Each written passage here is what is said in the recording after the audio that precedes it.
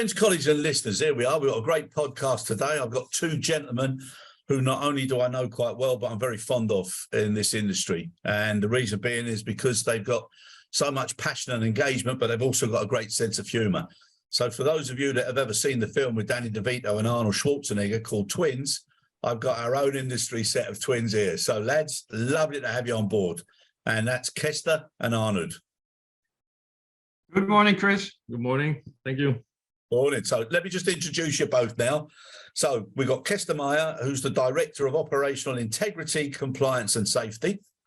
And we've got Arnoud, who's the Manager of Border Control and Regulatory Affairs. And I was just telling the two lads that this morning's news had the British government advertising for a job that was head of unexpected scenarios or unexpected items. I thought, well, if ever there's two lads who've got a similar industry title, it's you, Kester and Arnoud. So guys, welcome on board. Thank you for joining us. Yeah, thank you, Chris. And it perfectly describes what we have been doing for the past 3 years. Yeah. Okay, the title now. Yeah, we need new business cards. I think we will do that. We will do that. Yeah. Yeah, but just like you said, Kester, you know, the British government's always got a sense of humour, and so have you two lads as well, which is has been greatly received on many panels and forums and conferences and meetings that I've been lucky enough to share with you. So thanks very much, lads. Now, putting things a little bit more seriously, you both attended a UN panel and a UN session. You look very smart. There was a wonderful LinkedIn post, and I would just like, if you wouldn't mind, if you could just explain to the listeners exactly why you were there and what the purpose was. Yeah, so we got, we have our TIACA, our fantastic Secretary General, Mr. Glyn Hughes, who phoned us, and he said, I need two experts on UN sanctions. And he put us in contact with a wonderful lady called Saskia van Rietbroek, who's Dutch. Actually, it turned out we had met her before. She has an association of sanctions experts. And she said, there's this panel of the United Nations that will have an informal session with air and maritime. And they're keen to understand the challenges that you as an industry face in implementing UN sanctions, but also what the best practices are. And so we were invited to go to New York, to the United Nations building. Happy days. Well done, lads. I bet you thought you were going to be there for months, didn't you, with that set of expectations? We had packed for 11 days, Chris. 11 days, yes. Various suits and hats. And it was freezing cold. So freezing, yeah. Especially Arnoud it was really cold. Yes. Yeah. So we started off the journey in Miami and we ended up in New York. So there was quite a difference in temperature there. Big difference. Now, obviously, to attend something of those heights, you need to be well prepared. You need to be knowledgeable. So the main crux of what you wanted to put across, I'm assuming, is that it's time to treat cargo and post the same way and on an equal footing, because there's such disparity there. Anybody that's in the business and in the industry who handles both, you just want to scratch your head and say, well, what is the difference? Why is there so much of a difference? Yes, and I think in the previous podcast, we talked about the 5 compliance commitments. And what you see is that many entities in the supply chain that exist, they are unaware of the true nature of the goods they are carrying. And yep. We are being held liable for that and accountable for that, which is, I really see the sense of that. However, and this is the biggest disparity. So when you ship something in express or general cargo, we know what the goods is because we have a goods description. However, yep. When it's post, it's a mail bag going from A to B, and you have no clue from who it's coming, to whom it's going, and what the nature of the goods are. And maybe Arnoud, you know more about post than I do, but it's really a problem. It's really a problem, and like Kester described, it's kind of ridiculous that on the express side everything is fully sanctioned, and when you put it in a bag, you're blind. You don't see anything anymore. Yep, and it's not like the old days with post when you're talking about the odd gift, but it's mainly letters to mum and pop and grandma and cousins and pen pals. It's changed dramatically. Yes, express in bags. Yeah, and that's exactly what we told the UN panel, Chris. We said post is no longer a letter to grandma.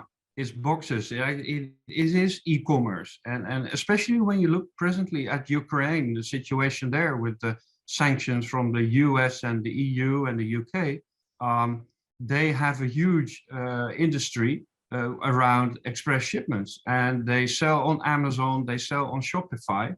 However, it's carried as post, so you have no idea what's in those big boxes. Yep. Now, just from a a general perspective, or anybody that would be listening now, they'd be think, well, it all makes sense that from a security point of view and a safety point of view, and basic guidelines and restrictions and people being made to accept their own responsibilities, individuals now.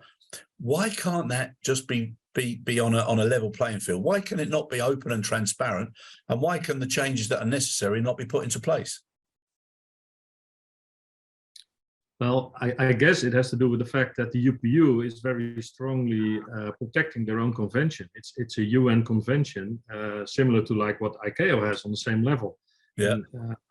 And, I don't see that merge very easily, and they're very strongly on protecting their own rules and regulations. And yeah, I don't know if it will fit, And I think when you look back on that, and that, Chris, I presented that I think 3 or 4 years ago. Maybe it's time for a new convention. So yes. A convention on letter mail, a convention on express, and a convention on cargo. Just split it up and rearrange it. But, and as you said, Chris, when you look at the huge tall building, and I made a joke about having packed for 11 days, but one sense that you get when you're in that building, actually you have to go through a lot of hoops before you even get in. It is very slow moving.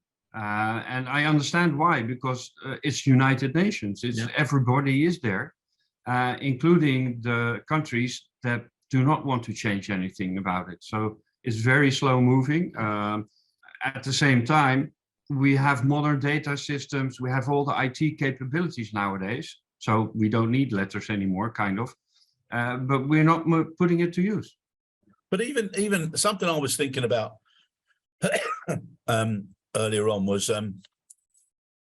even if you go all the way downstream, so where it originates, the level of awareness and the level of making people understand what their responsibilities and accountabilities are for what they put into packages or post or cargo, etc.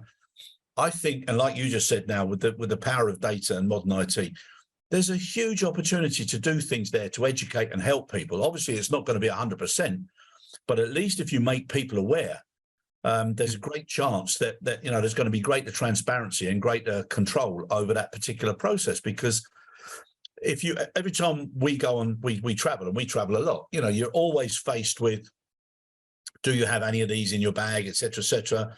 They'll say it to you if you check in. If it's on offline check-in, it's always there. You've got to click on it. So there's a degree of responsibility. Now, I know to push on the fear factor is not the best way to make people do things, but if there was a great big sign that kept coming up every time you had to click and move on to the next stage that said, if you do not comply, a lot of people are going to start to become more aware, and surely that's a good way to go, isn't it? Yeah, and I think when you said a good thing there about upstream, when you as a consumer go with a box to the post office and you want to put it on post, there should be a big warning, like you have here at the check-in counter, saying, do you have any of these items in this parcel?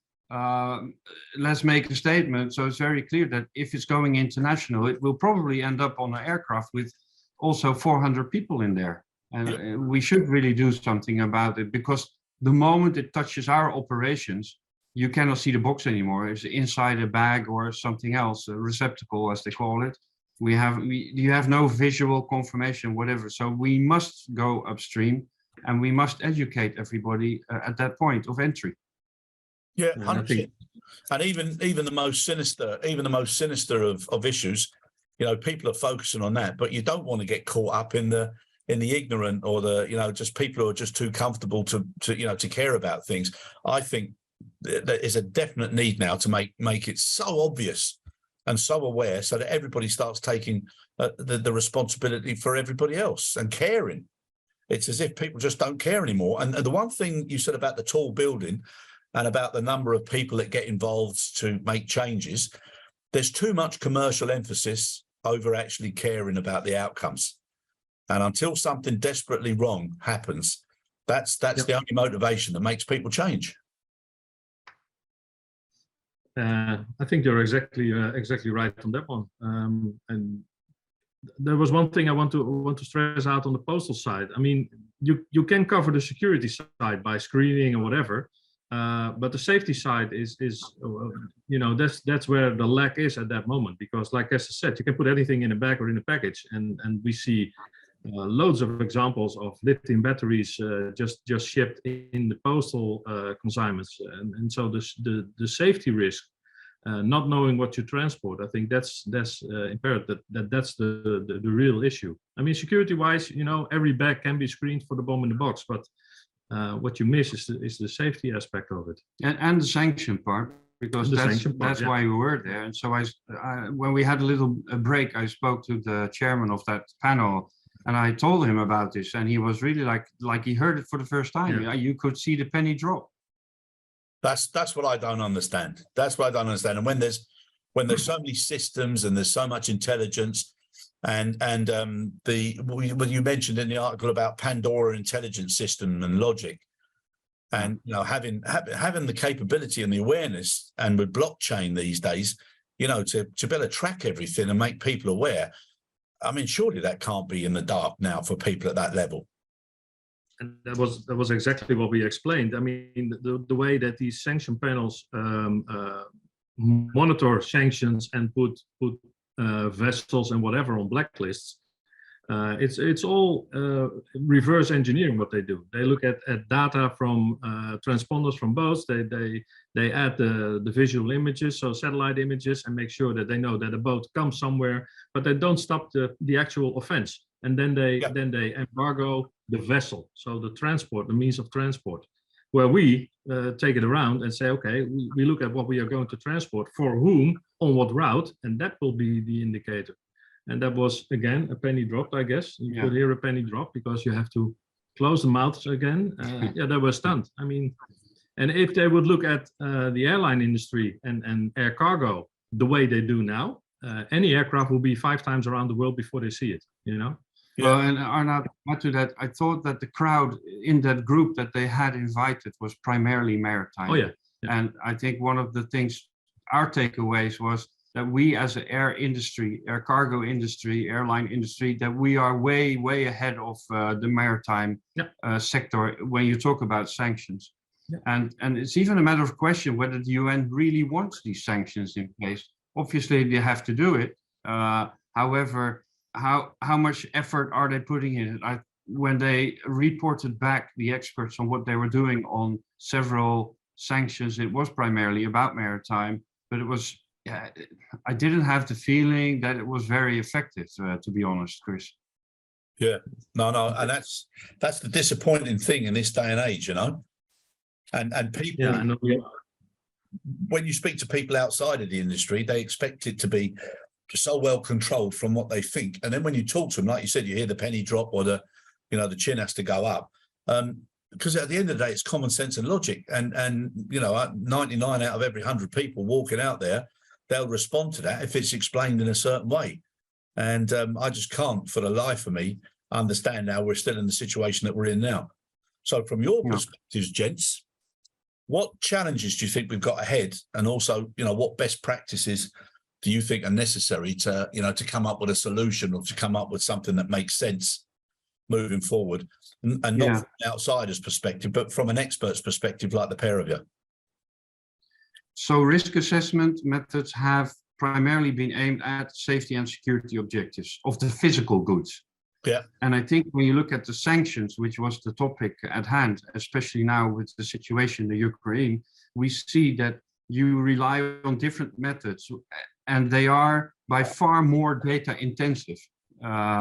Because if you have a document that represents a certain value or a title or a deed or whatever, there's no physical X-ray that will pick that up. So you need the data, you need to understand what's in there, etc. So I think for risk assessment methods, And they are looking at us. It's not only the UN, it's the US, it's UK, it's EU.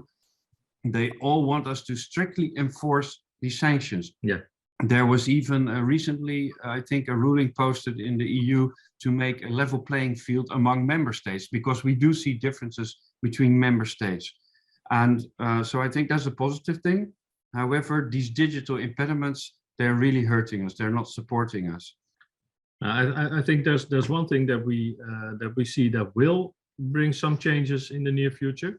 So under ICS2, so the new European Union customs regulation that will come in place in March, we hope. Yeah. One of the mandatory items to be put on an airway bill will be the HS code. Right.